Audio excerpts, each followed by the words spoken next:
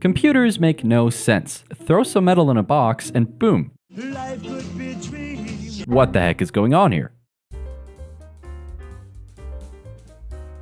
Inside your PC is a central processing unit or CPU. It's basically just a piece of silicon with billions of microscopic switches called transistors. Depending on the flow of electricity, they can be on or off, kind of like a light bulb, which gives us two states, 1 and 0.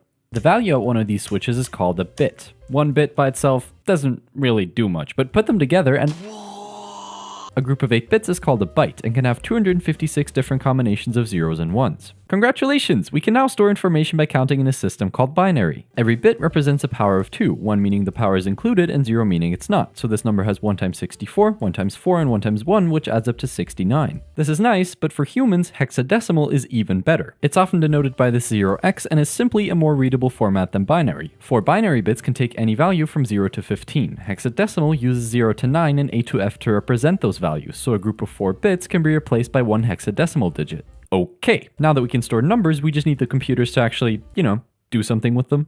Using transistors, you can make logic gates, which are electronic circuits that encapsulate logical statements. You can think of it as a light bulb with 2 switches, where the light only turns on under certain conditions, for example, only if A and B are on. By combining logic gates in a clever way, you can build circuits that perform calculations according to Boolean algebra, which is a system formalizing mathematical operations in binary. But even though computers understand zeros and ones, for humans it's not really all that useful. So, using a character encoding like ASCII, we can assign a binary number to each character. When you type in A on your keyboard, it gets translated into this binary code, and as soon as the computer sees this, it says, "Ah yes, that is a capital A," and slaps it on the screen. How these devices fit together is handled by an operating system kernel like Windows, Linux, or Mac, which sits between computer hardware and applications and manages how they all work together, for example with device drivers. Input devices allow you to give the computer instructions with the press of a button, but at the lowest level, computers only understand instructions in machine code, which is binary code telling the CPU what to do and which data to use. When it comes to following these instructions, the CPU is kind of like a genius, just with the memory of a demented goldfish. It can handle any instructions, but it cannot store any data, so it's only really useful with random access memory or RAM. You can imagine it like a grid, where every box can hold 1 byte of information, which can be data or instructions, and has an address so the CPU can access it in 4 steps. Fetch from memory, decode instructions and data, and finally execute and store the result. This is one machine cycle. Since a program is basically just a list of instructions in memory, to run it, the CPU executes them one by one in machine cycles until it's complete. Oh yeah, did I mention that this happens really fast? Modern CPUs can do billions of cycles every second, which are coordinated and synchronized by a clock generator. The speed of this clock is measured in gigahertz, and people often overclock their CPUs to improve performance, which is nice but might just set your PC on fire. What's even crazier though is that a CPU has multiple cores, which can all execute different instructions in parallel, so at the same time. Each core can also be split into multiple threads, which allows every single core to handle multiple instructions concurrently, so switch between them really quickly.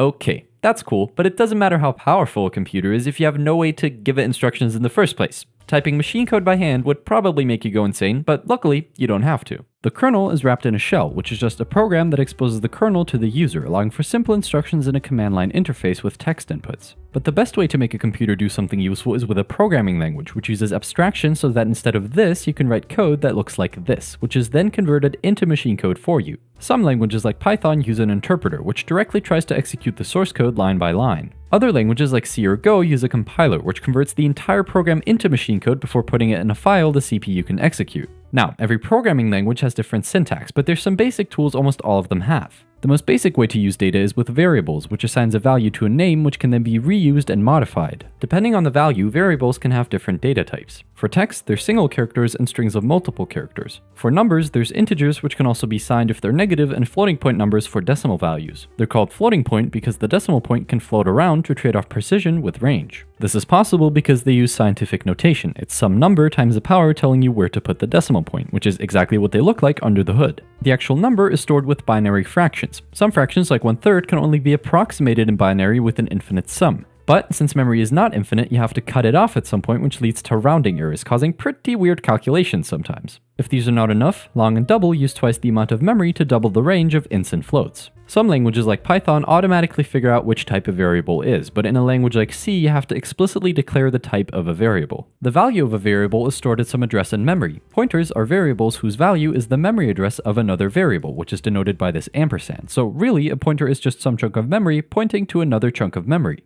Since a memory address is just a number, you can add and subtract from it to navigate through individual bytes of memory. This is called pointer arithmetic. In some low-level languages like C, you have to manually allocate and free up memory once it's no longer used. This all happens in the heap, which is a part of memory that can dynamically grow and shrink as the program demands, which allows for more control but makes it incredibly easy to completely break your code. You could touch memory you're not supposed to, or that simply doesn't exist, which is known as a segmentation fault. But also, if there's some chunk of memory that's no longer used and you forget to free it or you have no way to access it anymore, that memory is no longer usable. This is called a memory leak and can cause the program to slow down and eventually crash. To avoid this mess, high-level languages like Python have built-in garbage collectors that manage memory for you. Different data types take up a different amount of memory. Integers are most often 4 bytes of memory, a single character is most often 1 byte of memory, and a string is just multiple character bytes with a null character to signal the end of the string. Storing multiple items in a contiguous chunk of memory like this is the idea of an array. More generally, it's a list of items with the same data type, with each item having a numerical index, most often starting at 0. Since the items are next to each other in memory, by knowing the address of the first item, you can quickly index to any item in the array by using pointer arithmetic. Arrays are what's known as a data structure, which is just a way to organize data to make it easier to work with.